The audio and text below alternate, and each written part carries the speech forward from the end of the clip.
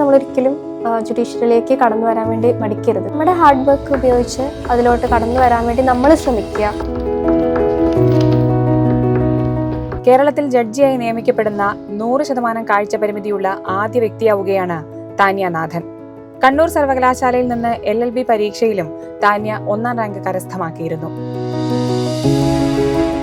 കാഴ്ച വൈകല്യമുള്ള ഉദ്യോഗാർത്ഥികൾക്ക് ഇന്ത്യയിലെ ജുഡീഷ്യൽ സേവനങ്ങളിലേക്ക് നിയമനം ലഭിക്കാൻ അർഹതയുണ്ടെന്ന് സുപ്രീം കോടതി വിധിച്ച് 1 വർഷത്തിനുള്ളിലാണ് താന്യ നാഥന്റെ വിജയം. വളരെ സന്തോഷമുണ്ട്. കാരണം ഒരു പൊസിഷനിലേക്ക് ആദ്യത്തെ ആളാവുക എന്ന് പറയുമ്പം അതിൻ്റെ ഒരു ഫീലിംഗ് എന്ന് പറയുന്നത് ഇറ്റ്സ് വെരി ഗ്രേറ്റ്. അപ്പോൾ വളരെ സന്തോഷമാണ്. അതിൽ കൂടുതൽ എനിക്ക് അതിനെ എക്സ്പ്രസ് ചെയ്യാൻ സത്യം പറഞ്ഞ വേർഡ്സ് ഇല്ല. So very happy.